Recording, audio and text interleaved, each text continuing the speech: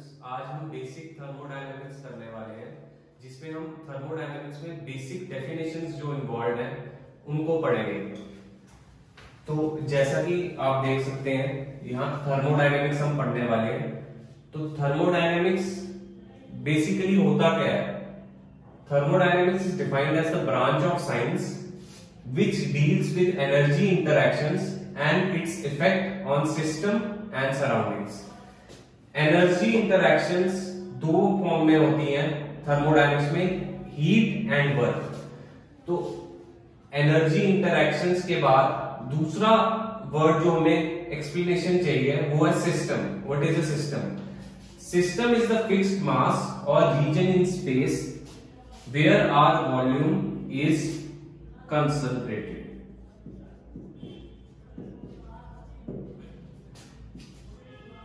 इसको हम control volume भी कहते हैं। अब ये आप एग्जाम्पल से समझिए। जैसे सपोज ये हमारा एक पिस्टन सिलेंडर अरेंजमेंट है।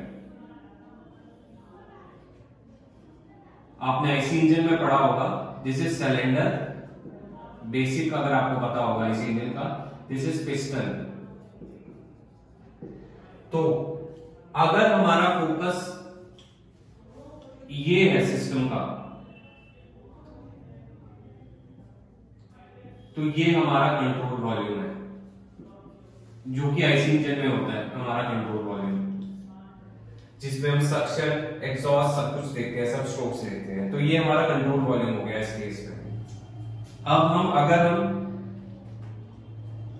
टरबाइन के केस में देखें और अगर हमारा कंट्रोल वॉल्यूम ये हम मान रहे हैं, तो दिस इज आवर सिस्टम। ये हमारा सिस्टम हो गया और जिसको हम कंट्रोल वॉल्यूम कह रहे हैं। अब सराउंडिंग्स क्या होता है? सराउंडिंग्स में दो चीजें होती हैं, एक तो है इमीडिएट सराउंडिंग्स, एक तो है जनरल सराउंडिंग्स। इमीडिएट सराउंडिंग होती है हमारी जो कि बिल्कुल सिस्टम के साथ होती हैं। जैसे हमारी यहां पे इमीडिएट सराउंडिंग होगी ये, the part of the system जो कि डायरेक्टली इंपैक्ट होता है सिस्टम के वर्क से या हीट से, तो उसको कहते हैं हम इमीडिएट सराउंडिंग्स। अब बाकी सारी जो भी सराउंडिंग्स हैं इसके आगे पीछे, जो कि एटमॉस्फेयर है, सपोज हम इसको एटमॉस्फेरिक प्रेशर पे रखते हैं, that is surroundings, just surroundings. और यहां पे इमीडिएट सराउंडिंग होगी आपकी ये इमीडिएट सराउंडिंग्स होगी आपकी, और बाकी आपकी सारी सराउंडिंग्स हैं।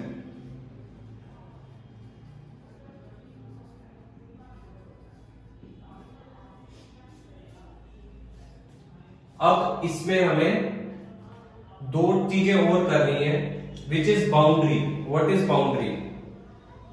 अब बाउंड्री हमारी दो चीजों से बनती है। पहली चीज है रियल बाउंड्रीज होती हैं और एक होती है इमेजिनरी बाउंड्रीज।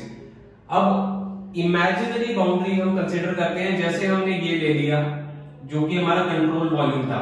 अगर हम इसको हटा के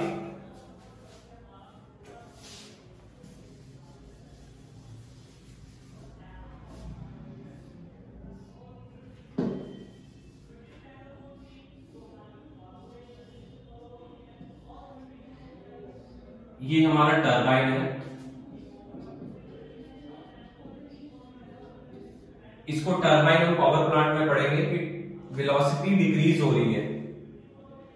यहां से अगर कोई मास घुसेगा तो ज्यादा एरिया में जैसे जाते जाएगा उसकी वेलोसिटी डिक्रीज हो जाएगी, इसलिए टरबाइन कहते हैं। और कंप्रेसर इसका ऑपोजिट होता है बिल्कुल। यहां से अगर एंट्री होगी तो ड्यू टू वॉल्यूम कम होते जाएगी तो वेलोसिटी इंक्रीज हो जाएगी। अब जैसे हमारा ये टरबाइन है, इसमें हम बाउंड्री डिस्कस कर रहे हैं। ये टरबाइन की हमारी रियल बाउंड्री है।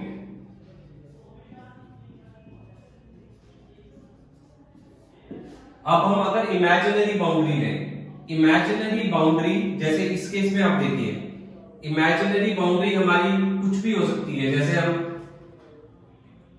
ये जो हमने कंट्रोल वॉल्यूम लिया है इसको ही हम छोटा कर दें, यहां से यहां तक ले लें, ये हमारी इमेजिनरी बाउंड्री होगी।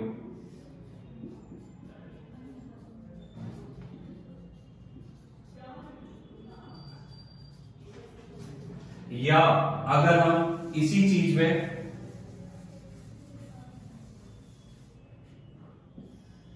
आईसी इंजन में जाएं, अगर हम, ये पिस्टन है, इनलेट वाल्व है,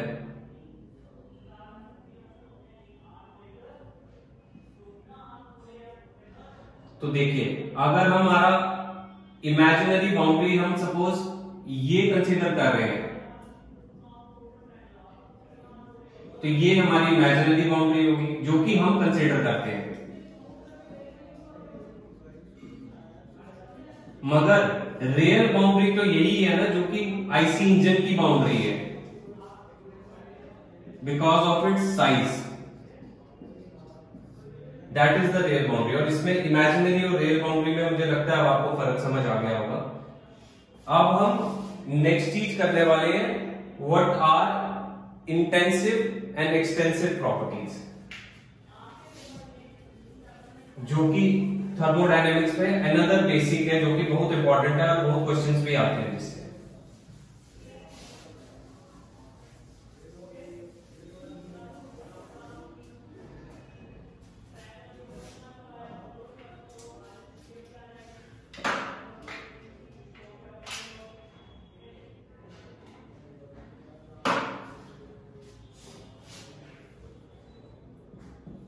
जिनको हम प्रॉपर्टीज भी कहते हैं, properties of system.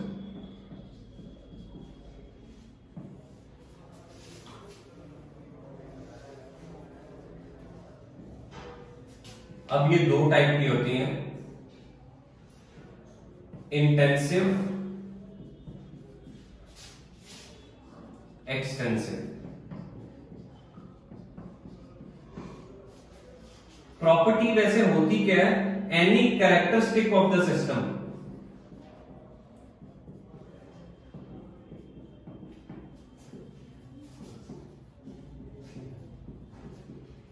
is called property of the system.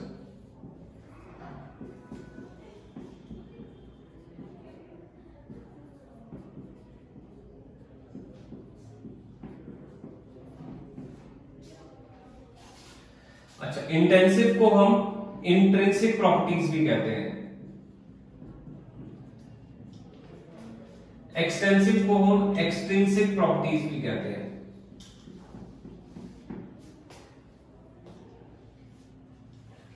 Intensive properties हमारी इंडिपेंडेंट है of the mass under consideration.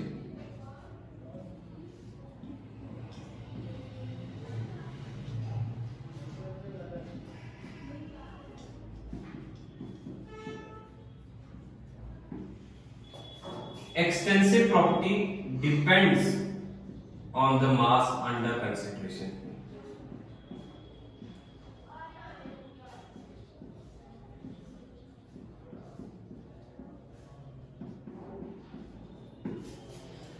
अब इसका मतलब क्या हुआ? इसका मतलब ये है कि ये जो प्रॉपर्टी है, ये आप मास 0.1 किलो मतलब 0.1 केजी लें, 1 केजी लें, 2 केजी लें, सेम ही रहेगी इंट्रिंसिक प्रॉपर्टी। जैसे आपको एग्जांपल बताते हैं, जैसे आप प्रेशर कुकर में कुछ चावल बना रहे हैं। अगर आप प्रेशर कुकर में चावल बना रहे हैं तो उसमें सारे अगर मतलब इंटेंसिव प्रॉपर्टी है तो चावल सारे एक ही जैसे बनेंगे। मतलब आप कहीं से भी उसका स्लाइस चम्मच से लेंगे और खाएंगे तो आपको सेम टेस्ट ही आएगा। तो ये independent of mass under consideration हो गया। जैसे एग्जांपल है इसका pressure, temperature, density, viscosity etcetera. मगर अगर आप मास को अंडर कंसिडरेशन ले तो वो एक्सटेंसिव प्रॉपर्टी हो जाती है। जैसे उसी प्रेशर कुकर में अगर आपने 100 ग्राम चावल बनाए हो तो उसका डिफरेंट प्रॉपर्टीज हो, उसकी डिफरेंट एक्सटेंसिव प्रॉपर्टीज होंगी कंपेयर टू जब आप 1 kg बनाएंगे, क्योंकि उसकी एनर्जी डिफरेंट होगी, उसको उबालने में डिफरेंट मतलब हीट जो आप देते हैं वो डिफरेंट लगी होगी कंपेयर टू जब आप 1 kg को करेंगे ड्यू टू इट्स मास। जैसे इसका एग्जांपल क्या है, एनर्जी। जैसे आप 100 ग्राम राइस को बॉईल करते हैं तो उसके लिए हीट आपको डिफरेंट लगती है, और जब आप 1 kg राइस को बॉईल करते हैं तो वाटर और हीट दोनों आपको अलग अलग लगती हैं। तो energy depends on the mass under consideration. वैसे ही एनर्जी का एक और फॉर्म इंथैल्पी, एंट्रोपी, एक्सेट्रा। अब आप देखिए प्रेशर ये आपका सेम रहता है, चाहे आप कहीं भी किसी भी सिस्टम को उठा लें, और अगर आप उस सिस्टम को एनालाइज करें तो प्रेशर हमेशा आपको सेम ही दिखेगा, because it is independent of mass under consideration. Temperature आपको सेम दिखेगा अगर वो सिस्टम सेम है, डेंसिटी आपको सेम दिखेगी और विस्कोसिटी आपको सेम दिखेगी। मगर अगर आप उसकी एनर्जी देखेंगे तो energy can differ based on circumstances, enthalpy can differ, entropy can differ. चलिए बच्चों, अब हम आगे एक और कॉन्सेप्ट करते हैं, बेसिक कॉन्सेप्ट, जो कि हमारे डिफरेंट टाइप ऑफ सिस्टम के बारे में बताएगा।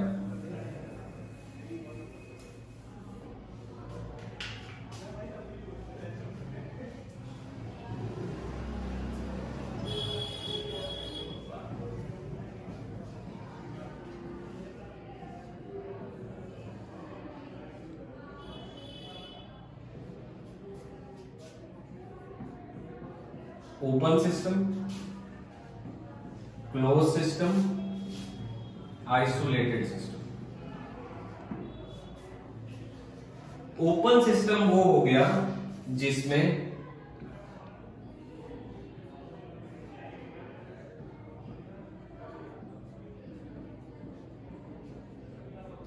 एनर्जी एंड मास के टर्म्स में हम देखते हैं, सिस्टम को डिवाइड करते हैं। अगर किसी सिस्टम में एनर्जी का ट्रांसफर भी हो रहा हो और मास का ट्रांसफर भी हो रहा हो तो उसे ओपन सिस्टम कहते हैं। जैसे ये पिस्टन सिलेंडर अरेंजमेंट है, ये इनलेट वाल्व है, हम स्पार्क इंजन का पढ़ रहे हैं, ये स्पार्क है, ये एग्जॉस्ट, ठीक है। अब जब हमारा सक्शन स्ट्रोक होगा तो एयर अंदर आएगी, मास ट्रांसफर हो रहा है अंदर, और जब हमारा एग्जॉस्ट स्ट्रोक होगा तो हमारा एयर फ्यूल मिक्सचर बाहर जाएगा, which is also mass transfer as well as energy transfer भी हो रहा है, क्योंकि जो एनर्जी पहले थी सिस्टम की आफ्टर द एग्जॉस्ट स्ट्रोक वो अपनी ओरिजिनल स्टेट पे आ जाती है, जो कि एटमॉस्फेरिक प्रेशर होता है। पहले तो प्रेशर बहुत ज्यादा होता है, मगर जब कंप्लीट हो जाती है ये स्ट्रोक, एग्जॉस्ट स्ट्रोक, तो प्रेशर एटमॉस्फेरिक के ऑलमोस्ट इक्विवेलेंट आ जाता है। तो एनर्जी और मास दोनों का ट्रांसफर हो रहा है यहाँ पे। तो ये हो गया हमारा ओपन सिस्टम। इसको हम लिख भी सकते हैं जैसे piston cylinder arrangement with walls, with inlet and outlet wall, उसको हम कह रहे हैं ओपन सिस्टम। अब क्लोज सिस्टम आ जाएंगे हम आगे, इसको भी हम एनर्जी और मास के टर्म्स में डिवाइड करते हैं। क्लोज सिस्टम वो होता है जहां मास का कोई ट्रांसफर नहीं हो रहा मगर एनर्जी का ट्रांसफर हो रहा है। जैसे वापस पिस्टन सिलेंडर अरेंजमेंट में आ रहे हैं आईसी इंजन वाले। अब इसमें हमारा इनलेट वाल्व क्लोज्ड है, एग्जॉस्ट वाल्व क्लोज्ड है। तो अब आप देखिए मास का कोई ट्रांसफर नहीं हो रहा और ये सिस्टम ऐसे ही है, एनर्जी है मगर सिस्टम के अंदर यहाँ पे मॉलिक्यूल्स हैं ऑफ एनर्जी। तो आपको पता है कि यहां से हीट ट्रांसफर तो आप आइडियल केस में लेते हैं कि यार हीट ट्रांसफर नहीं होगा, मगर इस केस में तो आइडियल केस तो कभी नेचर में एग्जिस्ट ही नहीं करता। तो यहां से हीट आपकी बाहर तो जाते ही रहेगी, कुछ ना कुछ हीट का मतलब इंटरेक्शन होगा सराउंडिंग्स के साथ, तो इसलिए एनर्जी इंटरेक्शन तो होगा, मगर इस केस में मास इंटरेक्शन नहीं है।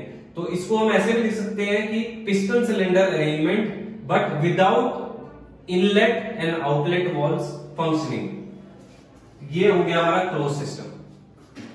अब आइसोलेटेड सिस्टम,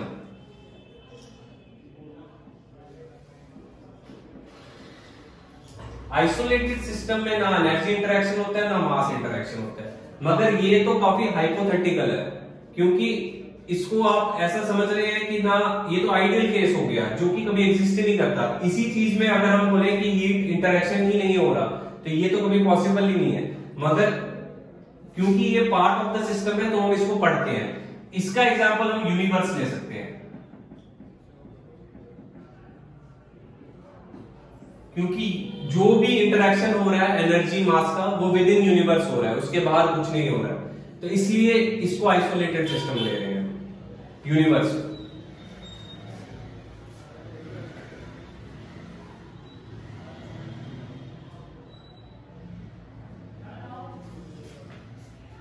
अब हम नेक्स्ट पढ़ने जा रहे हैं एक और बेसिक जो थर्मोडायनेमिक्स में यूज होता है,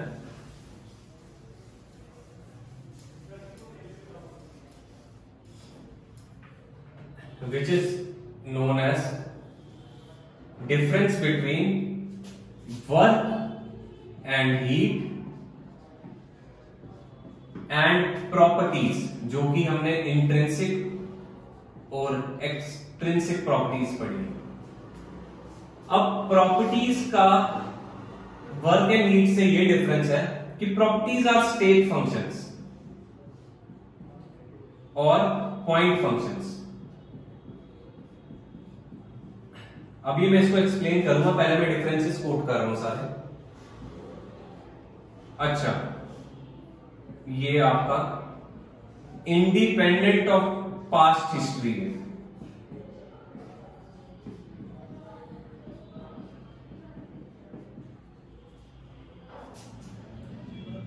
तीसरी चीज, ये आपके एग्जैक्ट डिफरेंशियल होते हैं।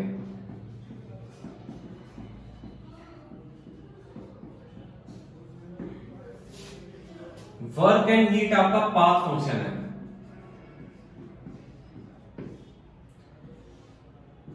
Depends on past history.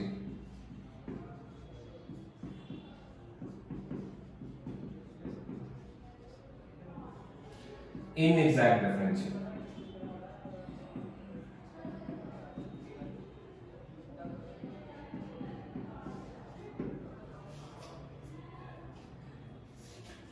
अब स्टेट फंक्शन पॉइंट फंक्शन ऐसे होते हैं कि मतलब अगर आपने बेसिक थर्मोडायनेमिक्स पढ़ी है तो आपने पीवी डायग्राम पढ़ा होगा, और पीवी डायग्राम में कोई भी स्टेट को हम कहते हैं a point on the PV diagram, this is the state of the system. और किसी भी प्रॉपर्टी अगर एक स्टेट पे है तो उसकी प्रॉपर्टीज वगैरह सब सेम होती है एक उस स्टेट के लिए, मगर अगर हम किसी दूसरी स्टेट पे चले जाएं तो वो आप देख सकते हैं प्रेशर और वॉल्यूम चेंज हो गया, मतलब उसकी स्टेट चेंज होगी। ठीक है, तो ये इंडिपेंडेंट ऑफ पास्ट हिस्ट्री है। अब पहले ये फर्स्ट नंबर पे इधर पे यहां था, मगर सेकंड में इधर आ गया, तो ये डिपेंड नहीं करेगा पास्ट हिस्ट्री में आपकी फर्स्ट में कैसा था वो और सेकंड में कैसा है, ये इंडिपेंडेंट है दोनों से, तो it is independent of past history. दूसरी चीज, ये एग्जैक्ट डिफरेंशियल है। एग्जैक्ट डिफरेंशियल का मतलब हुआ इसमें हम डायरेक्ट U2 माइनस U1 करते हैं, इसको कोई मतलब नहीं है ये कैसे गया 1 से 2, ये सिर्फ देखता है इनिशियल पॉइंट और फाइनल पॉइंट और उन दोनों का सब्सट्रैक्शन करके एग्जैक्ट डिफरेंशियल निकालता है। अब work and heat different infinite state functions को जब आप करते हैं तो एक पाथ बनता है।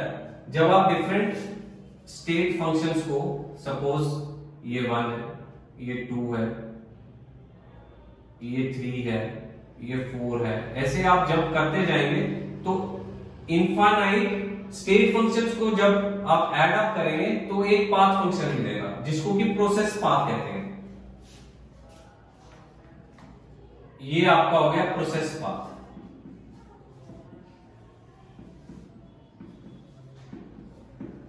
अब वर्क एंड हीट हम हमेशा प्रोसेस पाथ के हिसाब से ही निकालते हैं। क्यों?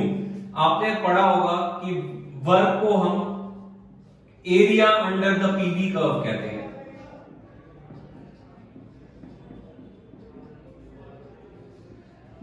तो वर्क अगर हमें निकालना हो तो हम ये एरिया कंसीडर करते हैं पूरा।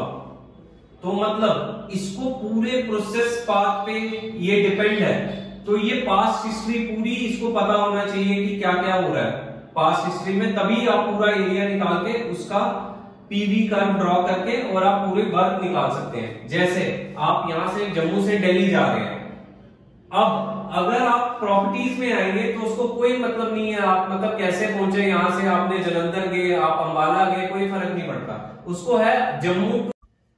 जैसे मैं आपको बता रहा था कि इसमें ये है कि अगर आप सपोज दिल्ली टू जम्मू जा रहे हैं तो एग्जैक्ट डिफरेंशियल जो होगा वो दिल्ली को इनिशियल पॉइंट लेके और जम्मू को फाइनल पॉइंट लेके U2 माइनस U1 डायरेक्टली करेगा। मगर जब वर्क एंड हीट का केस आता है तब वो दिल्ली टू जम्मू जहां जहां आप गए हुए हैं पॉइंट्स पे, वो सारी पॉइंट्स को लोकेट करेगा और फिर आपका दिल्ली टू जम्मू का फाइनल डेस्टिनेशन करके फिर आपको पूरा प्रोसेस पाथ बताएगा। और फिर आपका वर्क उसी वैसे ही केस में जैसे आप अगर पीवी के डायग्राम में जाते हैं और स्टेट्स को आप इनफाइनाइटली जोड़ के करते हैं और फाइनल प्रोसेस तक पहुंचते हैं तो आपका एक प्रोसेस पाथ मिलता है और उसको एरिया, अगर आप उसका एरिया निकालें तो आपको एक वर्क का कॉन्सेप्ट मिलता है। और वहीं अगर आप हीट के केस में जाएं तो हीट आपका टीएस डायग्राम में अगर आप 1 to 2 जाएं, सपोज स्टेट्स को, डिफरेंट स्टेट्स को ज्वाइन करते जाएं और उसका एरिया फाइंड करें तो आपको हीट के केस में पूरा हीट जो आपने रिक्वायर्ड ड्यूरिंग द प्रोसेस वो आपको पता लग जाएगा।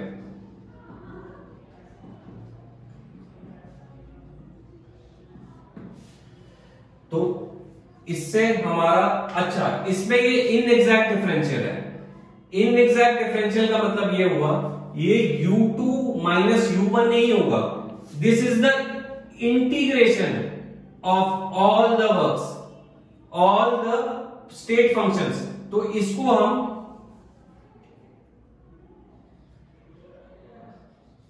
ऐसे भी लिखते हैं या इस केस में ऐसे भी लिख देंगे, ठीक है, जो कि फर्स्ट लॉ में हम यूज करेंगे आगे। अभी हम बेसिक्स पे ही कर रहे हैं, तो जब हम एडवांस करेंगे तो हम फर्स्ट लॉ में इसकी एप्लीकेशंस भी देखेंगे। वर्क, हीट और ये इंटरनल एनर्जी को हम कैसे लिखते हैं, क्यों लिखते हैं, वो मैंने आपको समझा दिया। और आगे हम कैसे इसको अप्लाई करेंगे वो फर्स्ट लॉ में देखेंगे। अब मैं आपको नेक्स्ट कॉन्सेप्ट जो बताने वाला हूं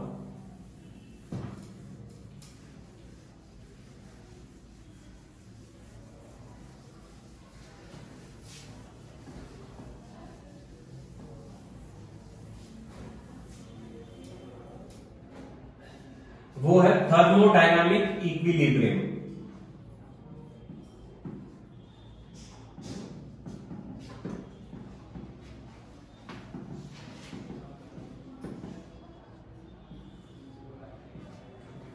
थर्मोडायनामिक इक्विलिब्रियम में आपका 4 इक्विलिब्रियम्स होने चाहिए, फिर ही आप एक सिस्टम को थर्मोडायनामिकली इक्विलिब्रियम में कह सकते हैं।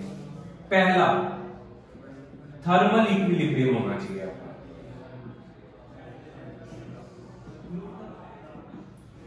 दूसरा, मैकेनिकल इक्विलिब्रियम होना चाहिए आपका, ठीक। अब हम मैकेनिक, जैसे मैं बता रहा था, थर्मोडायनेमिक इक्विलिब्रियम हमारे तब होता है जब हमारे 4 इक्विलिब्रियम सेटिस्फाई हो, जिसमें हमारा पहला इक्विलिब्रियम है थर्मल इक्विलिब्रियम, दूसरा इक्विलिब्रियम है मैकेनिकल इक्विलिब्रियम, तीसरा इक्विलिब्रियम है केमिकल इक्विलिब्रियम,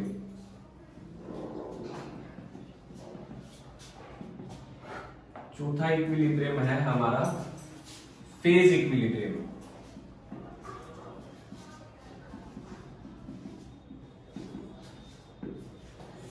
थर्मल इक्विलिब्रियम को हम कहते हैं जहां इक्वालिटी ऑफ टेम्परेचर हो। मैकेनिकल इक्विलिब्रियम हो गया equilibrium of forces.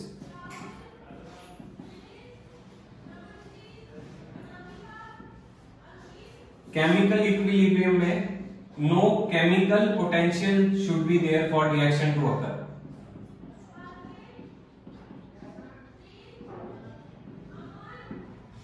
Phase equilibrium में है जब mass of each phase remains constant.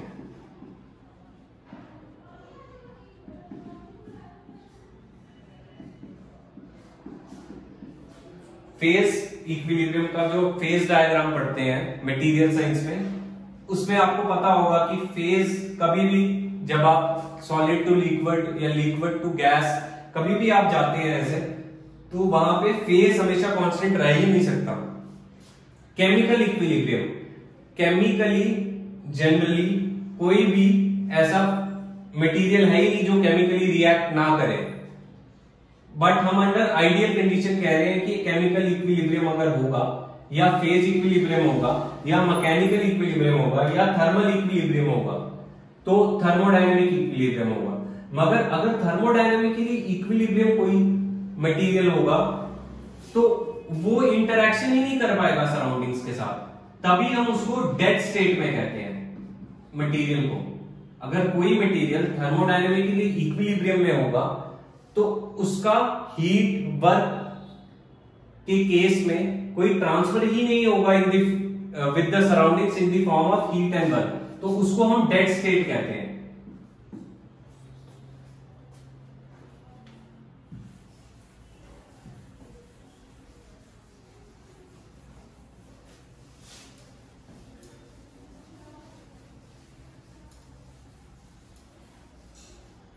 अब मैं नेक्स्ट जो आपको कॉन्सेप्ट एक्सप्लेन करने जा रहा हूं वो है Gibbs phase rule.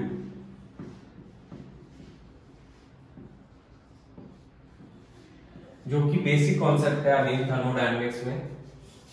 Gibbs phase rule का फॉर्मूला है P plus F equal to C plus 2।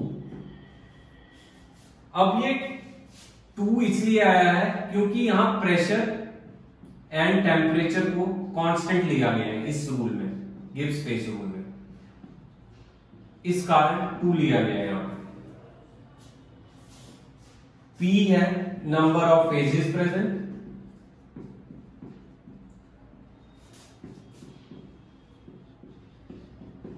जैसे सॉलिड, लिक्विड और गैस। F है डिग्रीज ऑफ फ्रीडम,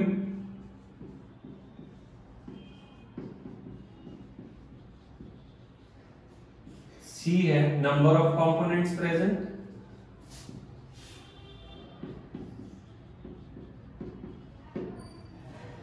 अब गिब्स फेज रूल का अगर हम कोई क्वेश्चन के फॉर्म में देखें, जैसे gaseous phase of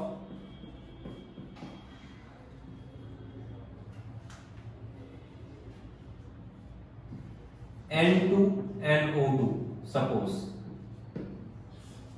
number of phases present, gaseous है तो फेज एक का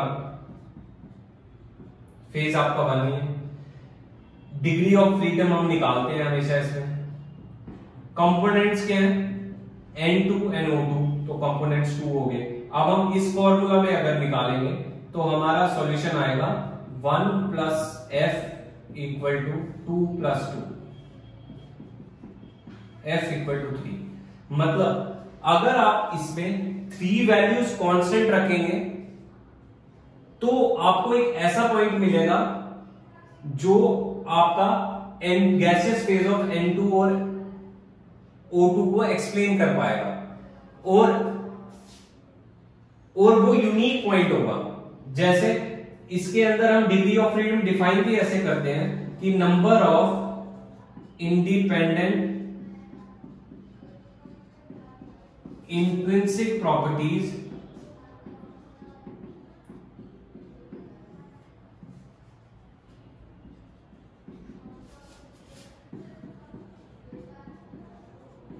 required to define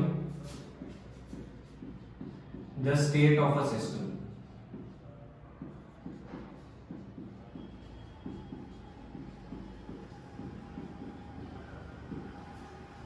देखिए, अगर ये आपको थोड़ा सा कंफ्यूजिंग लग रहा है तो मैं एक और एग्जांपल लेता हूं, जो कि है ट्रिपल पॉइंट ऑफ वाटर। बच्चों ने सुना भी होगा।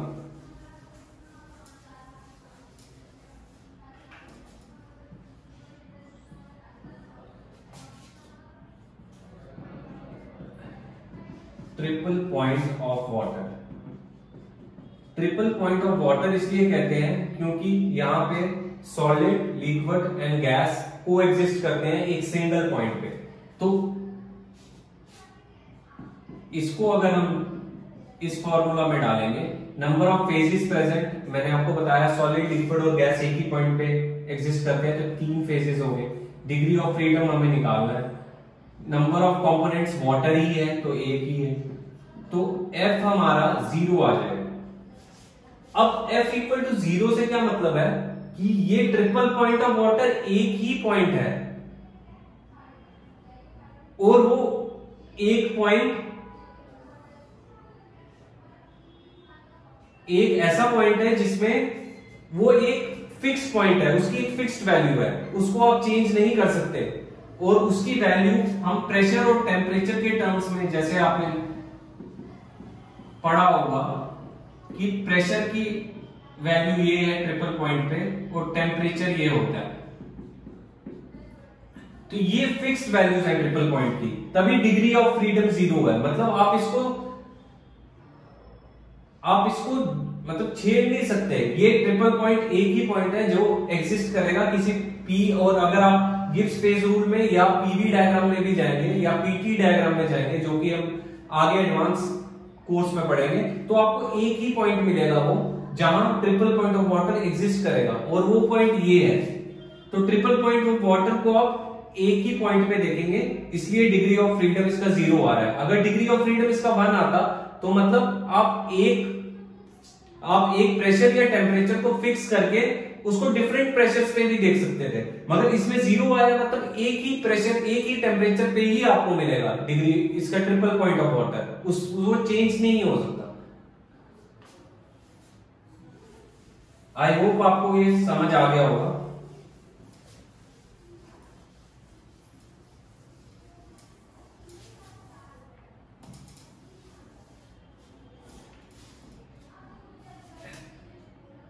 Thank you guys.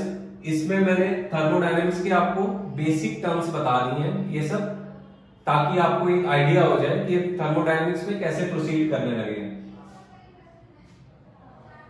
Thank you.